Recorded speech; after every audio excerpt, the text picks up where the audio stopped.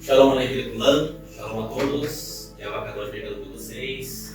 É um prazer novamente estar aqui, no Sadok. Shalom, Shalom. Que Deus te abençoe muito, tua família e todos os teus. Amém.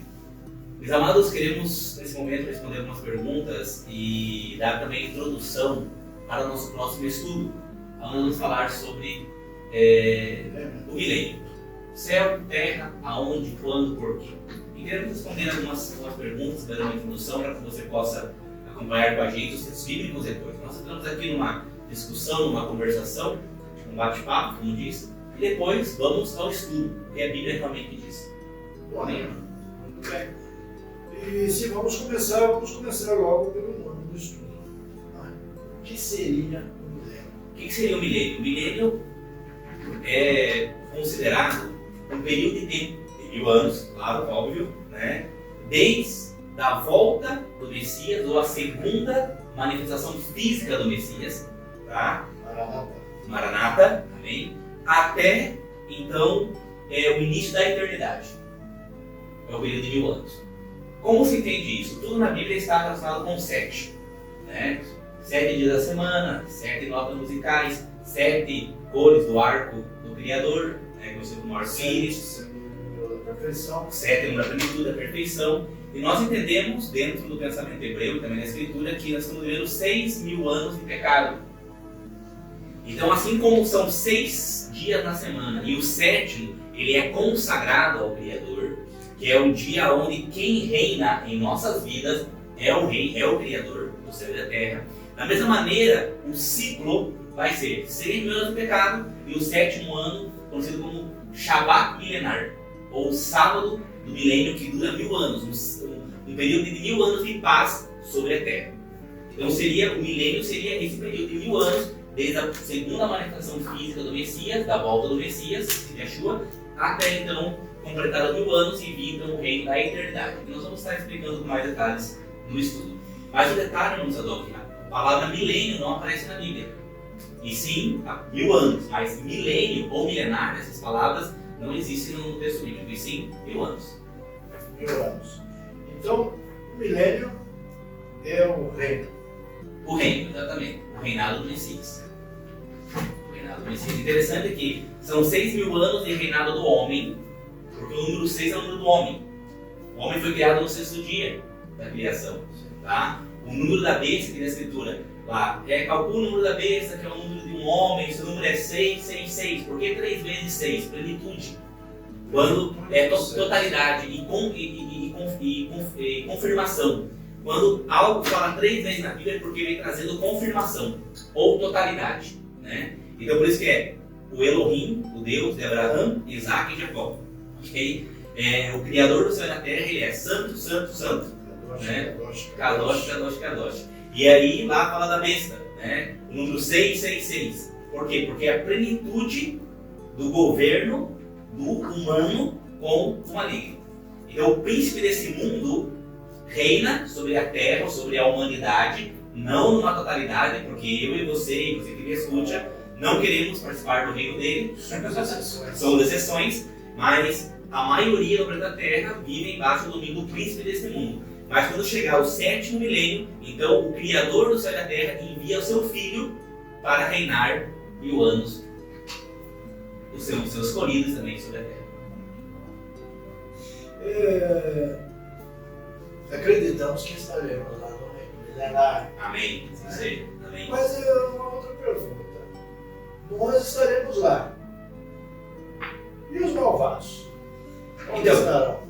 Existem várias opiniões teológicas em relação a onde serão os maus, os malvados, os ímpios, né, durante os 1000 anos. Né? Agora, existe uma teologia que diz que nesses 1000 anos os malvados estarão mortos. O que é um malvado? Um rebelde, o ímpio, aquele que pratica pecado, ou mesmo aquele que não aceita ou não conheceu o Elohim de Israel. Ok? O malvado faz maldade.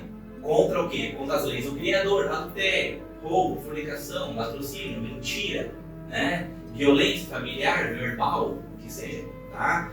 Espiritismo, né? Toda a maldade. Então muitos creem que essas pessoas e são os inimigos do Criador também, que são aqueles que são, como que eu digo, aquelas pessoas que são diretamente inimigos, mesmo aqueles que, não, são satanistas, por exemplo, os maus, são os inimigos de tudo que é santo, tudo que é puro, tudo que é bom, tudo que é santo, kadosh. Esses estarão aonde no milênio? Nós vamos estudar a Bíblia e vamos ver que alguns serão destruídos pela presença e da chegada do Criador. Esse estudo próximo vai falar exatamente da segunda vinda. Nós vamos ter um estudo que vai falar sobre detalhes da segunda vinda. Mas esse estudo ele vai estar mostrando algumas partes de que haverá também, durante os 1000 anos, pessoas que serão como rebeldes, que não aceitarão o domínio do Messias nessa terra. Então, aonde estarão os malvados? Alguns estarão mortos, porque os textos bíblicos dizem que ao se manifestar o Messias nas nuvens do céu, eles serão destruídos por sua glória, e o ímpio, o iníquo, aquele que é totalmente contra o Criador, vai ser destruído pelo sopro da sua boca e o esplendor da sua vida. Mas haverá também outros que estarão vivos e que estarão baixo também o comando e o domínio do nosso reino. A palavra nos diz que durante os 1000 anos do reinado, o inimigo estaria acorrentado e seria liberto. Depois de 1000 anos, né? E o texto deixa muito claro isso. Então existe as teologias sobre isso, né?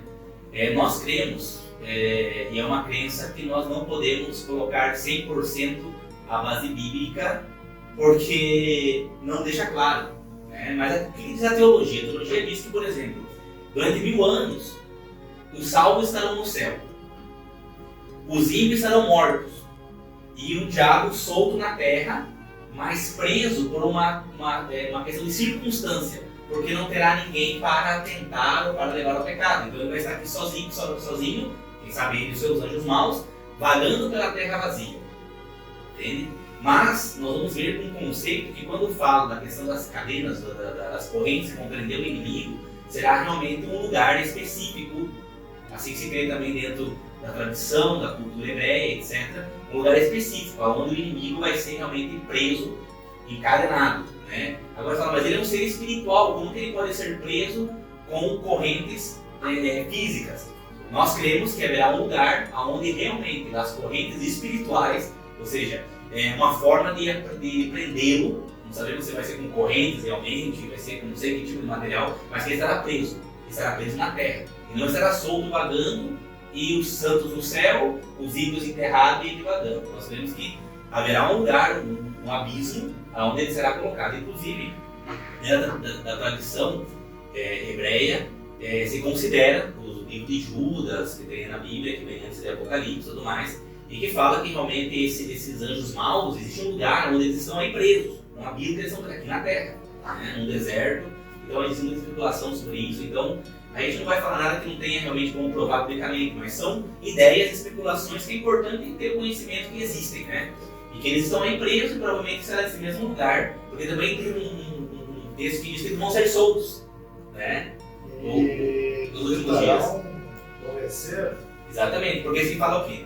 Fala que o inimigo será preso por 1000 anos e depois de 1000 anos ele vai sair convencer as pessoas, né? Eu quero fazer um estudo no canal que fala sobre a segunda vinda, onde nós vamos chegar em mais detalhes sobre o que vai passar para o inimigo e como vai ser a segunda vinda. O próximo estudo vai falar exatamente sobre o milênio, aonde vai ser o milênio e o que vai acontecer nos 1000 anos, né? Mas o inimigo estará preso nesses 1000 anos, e não é numa corrente de circunstância, mas sim preso no lugar físico que nós cremos aqui na Terra. Pode ser uma expressão idiomática. Exatamente. Então, a Bíblia não deixa claro. E algumas coisas não tinham como ser descritas, por exemplo, no livro do Apocalipse. Sim. Né? O profeta João, Sim. poderia escrever avião. Sim, então ele colocava aquilo que ele podia expressar, né? Exato. Dentro do conhecimento cultural e real da época, né? Então é complicado. Então é importante que existe muita especulação e muita teologia, amados. Tomem cuidado, porque há muitos teólogos que buscam textos e querem explicar os textos dentro de uma filosofia, de uma ideia. Mas nós mesmos, por exemplo, que estamos estudando a Bíblia dentro do pensamento hebreu há muito tempo, tem muita coisa que a gente não discute, porque a Bíblia não deixa claro. Então, por que discutir uma coisa que a Bíblia não deixa claro? Então, nós sabemos que o inimigo vai estar preso. Agora, exatamente como vai estar preso, né? Se são cadeias reais, ele vai estar preso durante 1000 anos. Ele não vai estar atormentando ninguém durante 1000 anos. Paz. Exatamente. O que significa novos céus e nova terra? Interessante, irmão Sadoc, eu quero conectar essa questão novo céu e nova terra com o que diz o Messias sobre a lei, sobre a Torá, que diz que antes que o céu e a terra se passem, né, nada mudará dentro da lei do Criador. Não foi cravada na cruz, não foi abolida, nada, porque tudo continua a mesma coisa, porque o céu e a terra ainda não se passaram. Quando a Bíblia fala de novo céu e nova terra, será um período onde depois do fim do milênio reina o Pai. E ao reinar o Pai haverá um câmbio nessa terra, entende? Porque passará a terra por um processo. Como que nós entendemos dentro da cultura e do pensamento hebreu, e a Bíblia nos dá também base, com isso vamos estudar no estudo. Para que possa ter uma melhor compreensão. Esse novo céu e nova terra, você está se referindo a novos céus e nova terra durante o reino milenar ou depois? Então, mira, é um processo. Porque segundo a Escritura, quando começar o milênio, toda a terra vai começar a florescer e vai começar a voltar novamente ao seu estado original, da sua plenitude. Quando chegar o final dos 1000 anos, essa terra vai estar diferente já. Tá? E quando o Messias entregar o reino ao Pai, o que acontecerá depois dos 1000 anos? Exatamente. Então, a partir desse momento, as coisas podem mudar. Porque ele vai começar então a eternidade. Interessante que tem uma festa que nós celebramos, que é a festa das cabanas, a festa dos tabernáculos, para eu não posso entender, a festa de Sukkot. E essa festa dura 7 dias. E nós temos o 8º dia. Nesse 8º dia, porque o número 8, dentro também aí de algumas culturas, o número 8 tem esse formato do infinito, né? Um símbolo de eternidade. E dentro do pensamento hebreu, o número 8 também simboliza isso. O 7, a plenitude, o descanso, a paz, a presença do Criador, o nome do Criador. E o 8º, aquilo que não tem fim. Então nós celebramos a festa por 7 dias, e no 8º dia, o último dia da festa, simboliza então a eternidade. Ou seja, 6 dias da festa simbolizam os 6.000 anos. O 7º dia da festa simboliza o milênio, o 7º milênio, né? E o 8º dia da festa simboliza a eternidade. Então essa festa traz para nós exatamente o período, né, profético da sequência do mundo. Ou seja, havia uma eternidade que não se contava os dias, o homem pecou. A partir do homem pecou, então começou então a contagem do dia, o princípio e o fim. Aleph Tav. A contagem regressiva. A regressiva, alfa e ômega, né? Aí começou a surgir então a contagem do tempo. O homem pratica o pecado por 6.000 anos. Sofre um castigo, sofre uma penitência, sofre com a enfermidade, com a violência, com a guerra. O Messias vem e coloca o sábado, o descanso, o cessar, para tudo, né? Então agora ele reina por 1000 anos. Então, segundo a Escritura, nós vamos ler isso no texto bíblico, que agora ele entrega o reino ao Pai, daí começa a eternidade. E nós queremos que a partir desse momento, então, é que vem realmente a restauração, o novo céu e a nova terra. E se em algum momento a lei vai mudar, se mudar, antes que a terra e o céu, se mudar, vai ser a partir então, desse momento. Vai ser no ano 7.000. 7.000. Exato. Muito interessante. Porque não temos. Desde a criação, né? Sim.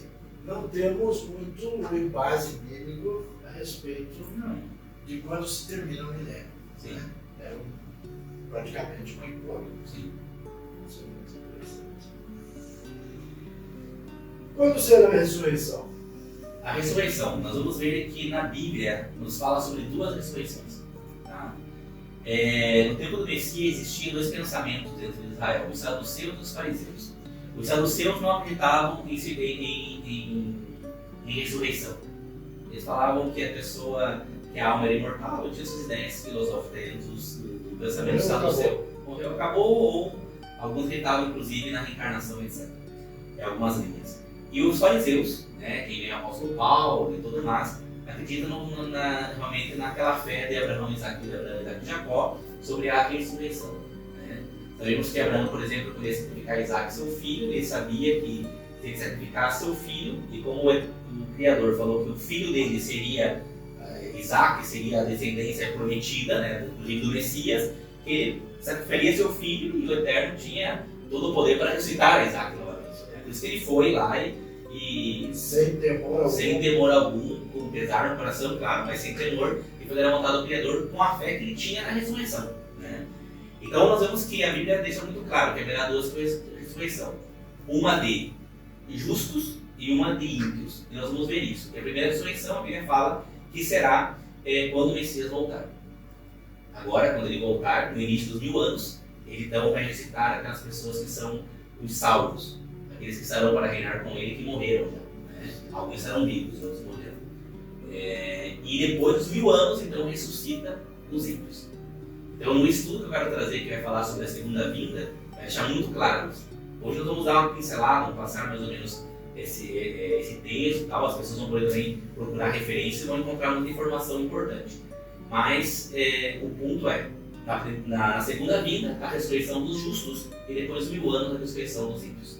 Para o julgamento final, porque não podemos esquecer que existe um julgamento final, depois dos 1000 anos. Conhecido como o grande trono branco, onde o juiz da terra... depois dos 1000 anos? Depois dos 1000 anos. Onde ele julga os ímpios e também julga os salvos. Por que depois dos 1000 anos? Exatamente pelo fato de que durante o milênio haverá pessoas, todavia, nós vamos ver nesses livros, se convertendo no reino de Israel, aprendendo sobre a Torá. Existe algumas interpretações onde se diz que nós seremos transladados para o reino. Uhum. Exatamente. Isso será antes do julgamento? Exatamente. Por quê? O julgamento, ele é um julgamento para a eternidade. Tá? Então, quem será transladado para o reino? Temos que entender o que é reino, primeiramente. Nós temos que abrir um pouco o leque, né? Porque existe a central do reino. Nós vamos estudar no texto, estudamos no estudo passado, inclusive, que é lá em Jerusalém. Né? É Jerusalém. Então, nós vamos ser transladados das nações para a terra prometida, para o reino. E a sede vai ser lá em Israel. Né? Vai ser em Jerusalém. Ao entrarmos na terra, aí começa então o governo do Messias. Né? E nós vamos ver que daí vai sair pessoas das próprias nações que vieram. Por exemplo, nós saímos aqui do Paraguai ou do Brasil e fomos para Jerusalém. E nós vamos ser novamente devolvidos aqui para poder ensinar as pessoas que ficaram sobre a glória do reino. Entende? Então essas pessoas não têm como ser julgadas ainda. Entende? Porque elas ainda não têm o conhecimento que nós temos. Né? E nós também passaremos pelo julgamento. Então, quando nós temos que estudar sobre o juízo final, é o nome do estudo. E ele vai deixar assim bem aberto para nós que o grande trono branco, o grande julgamento vai ser quando terminar o milênio, haverá um grande julgamento aonde ímpios receberão a sua sentença eterna e os justos o seu galardão eterno. Então, para nos colocar assim mais no norte, sim, né? Seremos transladados então para o milênio, para o reino milenar, para Jerusalém. Sim. E os ímpios não se darão conta disso? Sim, se darão conta. Se darão conta. Se darão conta de alguma coisa se passando. Né? Alguns saberão muito bem o que está se passando, outros nem tanto. Nós devemos entender que hoje há pessoas que não têm uma concepção das coisas, não têm uma ideia das coisas. Né? Então o Criador ele é muito misericordioso. Vamos ver nos textos bíblicos que realmente o Criador ele vai fazer separar o bode das ovelhas, como diz, né? E vai levar as ovelhas para com ele e os bodes se quedarão na sua direita. Né? Não serão exatamente destruídos, mas serão apartados. Porque eles saberão que há um grupo, né, que está sendo trasladado para o reino, lá a sede do reino em Jerusalém. E muitos vão ficar assim, e nós, vai passar de nós. Só que virão mensageiros trazendo as boas notícias, dizendo que, olha, quem reina hoje agora é o Messias e vocês têm a oportunidade de servir. Em Zacarias capítulo 14 fala exatamente que os representantes das nações deverão uma vez ao ano subir a Jerusalém para prestar tributo ao rei. Essa profecia não se cumpriu e vai se cumprir durante o milênio. Na festa do Sukkot. Na festa do Sukkot, exatamente. Que é a festa conhecida também como festa das nações, né? Então seria mais ou menos isso quando diz que reinaremos com o nosso Salvador. Exatamente. Não estaremos necessariamente lá no reino de Jerusalém. Sim, estaremos governando com ele. Mas em cidades, em nações. Exatamente. E vamos estar levando o verdadeiro evangelho no reino. Justiça e bondade. Repete para tudo. todas as partes. Para todas as partes do mundo. Entende? Então quer dizer que Nós vamos ver nos textos bíblicos isso muito claro. não é totalmente o fim para quem ainda. Exatamente. Então, muito Ainda o nosso Criador, com todo o seu amor Sim. e bondade, ia dar uma nova oportunidade.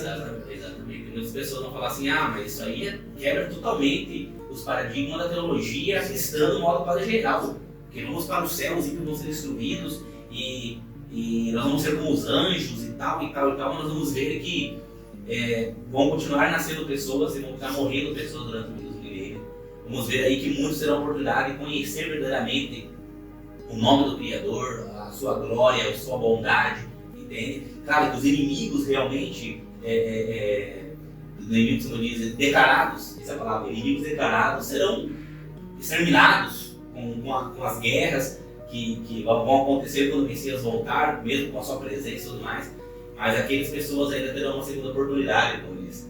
Daí muita gente fala assim, não, mas não fala isso porque eu estou quase convertendo aqui a minha mãe e meu pai, você falar, ou meu filho, você fala que tem uma segunda oportunidade, então ele vai continuar pecando, mas depois tem uma oportunidade, calma. Devemos esquecer que essa oportunidade se termina quando chegar o nosso dia. Sim, também. E outra coisa também é que para cada um existe uma contabilidade celestial, né? E cada um será julgado pelo conhecimento que tem e pelas oportunidades que teve de conhecer e praticar e não quis. Então, quem sabe a minha oportunidade vai estar terminando hoje, mas quem sabe eu posso ter também 1000 anos de oportunidade. Eu não vou saber, entende? Porque só o futuro só a ele pertence, então a melhor coisa é conhecê-lo agora, obedecê-lo agora e nos preparar para o reino. E com a graça do nosso Salvador, Messias, quem sabe, reinaremos com ele. Amém. Que você está à vontade. Bom, posso esperar para que comecemos então esse estudo. Amém. Vamos estudar. Se aprofundar na Bíblia. Novas informações. Amém. Que Adonai abençoe nossas vidas e também a tua vida. Amém. Shalom Aleichem e nos aguarde com o estudo. Shalom, shalom. O nome do estudo é O Milênio. Shalom Aleichem.